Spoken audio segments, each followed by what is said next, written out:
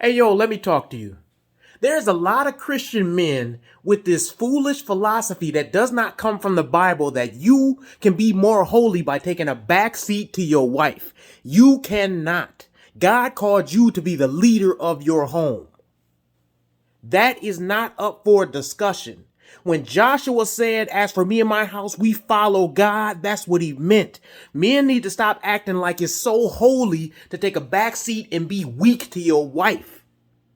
She married you because you are supposed to be the spiritual leader of your home. This is not up for debate. Listen, I'm going to tell you something. I see it a lot in a lot of churches, especially in the suburban churches, because the suburban churches, the black churches and the gospel churches and the name it and claim it churches, we going to get to that. But what I see a lot is that there's this weakness that people try to jump on and act as if it's more holy simply because you're taking a back seat to somebody. You want to claim that's humility. That's not humility. That is not what God called you to be. God called you to be a man. In Ephesians, the Bible says the wife is supposed to be submissive to the man, and the man is the leader of his home. That ain't nothing prideful to say. That's biblical. Listen, let me tell you something. I hear all these phrases in church, and they need to be slammed down. These phrases, happy wife, happy life, as if your wife is not happy with your decision at all times, you're doing something wrong. Your wife is going to clash with you. And guess what? That's the responsibility a man has to take, because as a man, that is the weight you must carry, that when you make a decision, your family got to go with that. And your wife should understand that this is a burden on your shoulders. When you make a decision, whether it's what school the kids will go to, you will ask for her opinion, but be mindful that you will make the final decision as a man. That is your job. And guess what? If things fail because you didn't do your research and you didn't study, then that's also on you. But that is the responsibility of a man. I hear too much, hey, let me check with the boss. Let me check with my better half and see if that's okay. Even when you know something is a morally right decision. If it's right, then go with it because that's what God led you to do.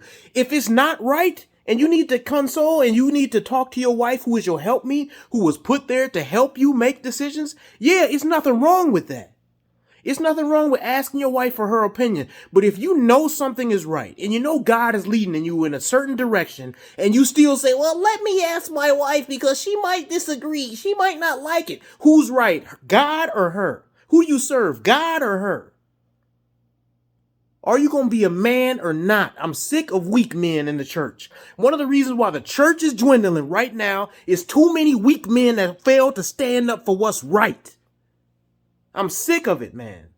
I go to church and I see men that's scared to say the truth. They're scared to lose their jobs because they're scared to say the truth. They're scared to offend their wife because they're scared to say the truth. They're scared to discipline their kids because their kids might be mad. Listen, take back your manship.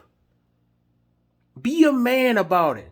Guess what? If you're going to try to tell me what to do in my home, you're going to first have to bind the strong man.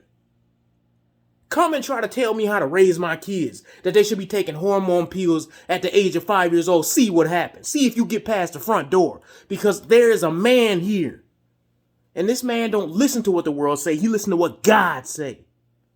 And if God say to do something, if God say lay down your life and die for this cause, then that's what I'm going to do. And too many men is scared. Every one of the disciples died other than one. So guess what? That don't mean Christian life gonna be easy. It means a man is supposed to be having principles that he can die for. Too many men don't have principles anymore. So then we sit here and wonder, why is the world going the way it is? I just don't understand it. These little kids are out of control. Yeah, they're out of control because we didn't raise them in the previous generation, and we ain't raised them now because we scared. Don't nobody stand for nothing because they scared. I'm not scared no more. God is not giving me the spirit of fear, so I am not going to confront evil by being scared.